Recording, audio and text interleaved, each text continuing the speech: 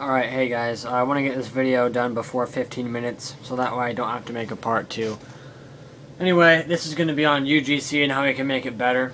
The first thing I want to talk about is asset packs and loading them. So, when you push triangle, or if you go to the start menu and click create a new object, you have two asset packs already loaded. There's core objects, which is this top one right here. You can see my little white square moving around.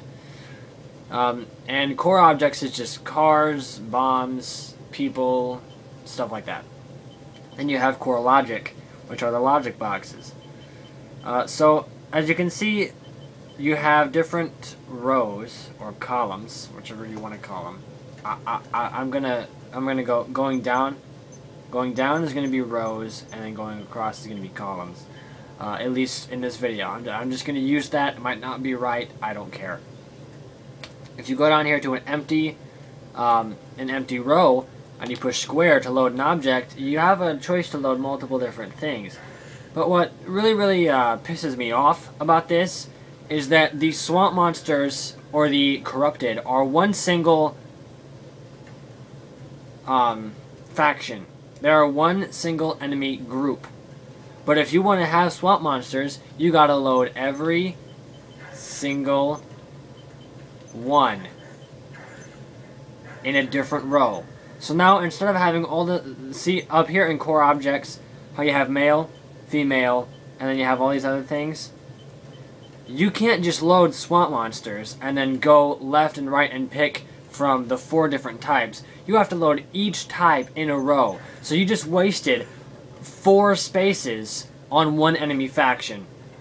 I don't like that at all. I want Sucker Punch in Infamous 3 to make the UGC so that when we load the militia, or the swamp monsters, or the icemen, that we load each type of enemy using only one row. That way we have more room for other enemies and other things to add. Also, something else I think they should do, if you notice here, I'm just going to load different things so you can see what I'm talking about. Okay, so if you see my little white square over here that's moving around throughout the rows, we start at the top row and we go down. We only have about 6 or 7 rows. So it means we can only have about 5 asset packs we can load.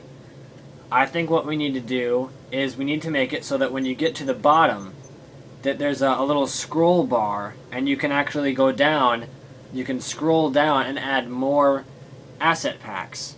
So that way you can add multiple different types of things to your mission. So let's say you want to do a mission where you start out and you have a lot of foliage, and then you want to go down and you want to add platforming. Then you want to add industrial.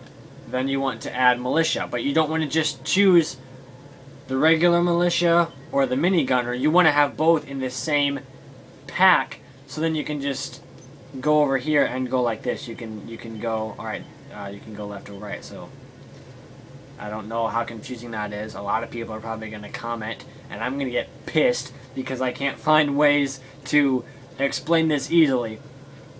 But bear with me. Alright, enough with the asset packs. Next thing I think they should change is the counters. For example, right here, there's 2 arrows going left and right depending on Cole's energy. So you can say, when the mission starts, set Cole's energy to 10%, but you got to sit here and hold left on the directional pad until it says 10. Because there's 2 arrows going left and right, so you can only go left or right. And you have to sit here, so if you're on, let's say it says right now set Cole's energy to 8%. If I wanted to go to 100%, I'd have to hold right on the D-pad and sit and wait until it got up to 100. What I think needs to change, instead of having 2 arrows on both sides and having to wait for them to reach a certain number, let's put arrows on the top of each digit, almost like a clock. So, for enemies, example, here, I'll load an enemy so I can show you. A Titan. So, if we add this guy, it says his hit point maximum is 5,000.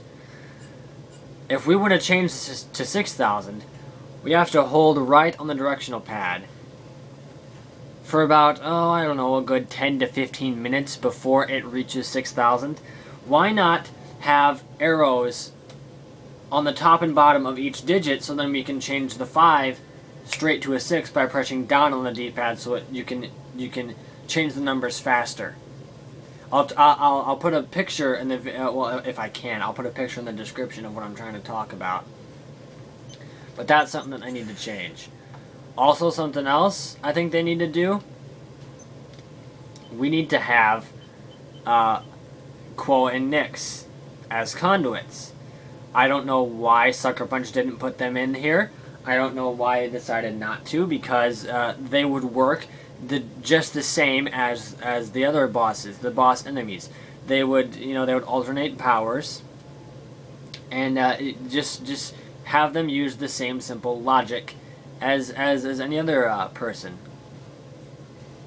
Just add the conduits in here. That'd help a lot.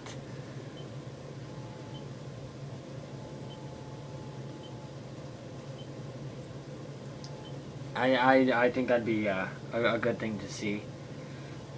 What else? I have all this stuff written out in my mind, and then I come in here and I forget what I'm doing. The cutscenes, you know how you can make your own cutscenes. I like that, but it needs to be perfected a bit more. You should be able to have different positions for characters. Instead, I've noticed that all of the actions the characters have, all of the poses that the characters have for cutscenes, are usually action poses. Like, for example, I'll show you right here. We go to Core Logic, create new cutscene, and we go to Props. We go Poses. He has Cole. Now here's all the poses Cole has: Neutral, Neutral 2, Neutral 3, Action 1, Action 2, Action 3, Action or Attack 1. Now here's where I have problems. I don't know if this is just a glitch with my game or if it does it with everybody's game. But whenever I go to Attack 2, where Cole's grabbing his amp, it stays in his backpack. It doesn't show up in his hands. It stays in his backpack. Same here. Same there. Angry. Angry. Cocky. Crouch.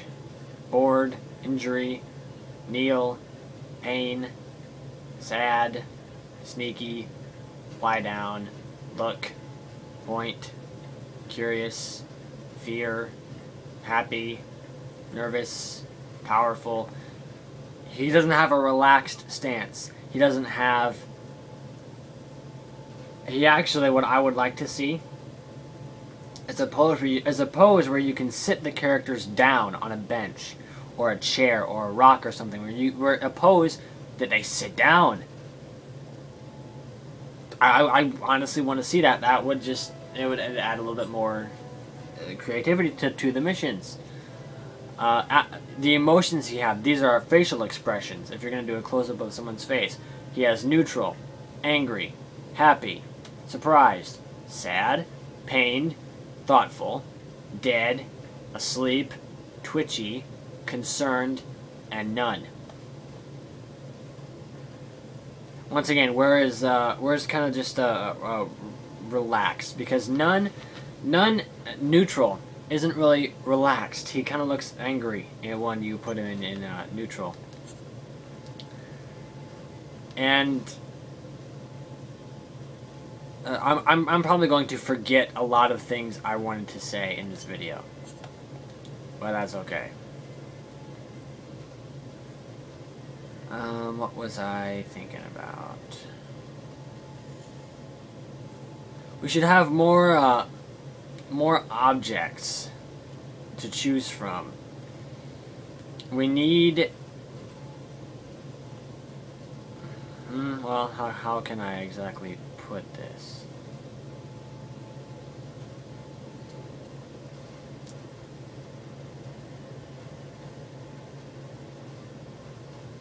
I don't know. I'm absolutely clueless right now. Today hasn't been the best day for me. I've had a massive headache about all day. So this probably isn't a good time to do this update, but I told you guys I would make it this Sunday because I didn't make it last Sunday, and this update I can tell you right now is going to suck. And we're at 10 minutes already, and I haven't even barely said shit. How lovely. You know what? Screw it. I can't think of anything. You guys tell me what you want to see in the UGC missions. I'm done trying to think and use my head right now. I'll make another update later on about UGC after I write it down and I can remember some goddamn things. So just leave in the comments what you want. Take my ideas. I don't really care. I have to go do some stuff later on tonight before it gets late. And just like I said earlier, today has not been the best day for me. So I will, I'll see you all later.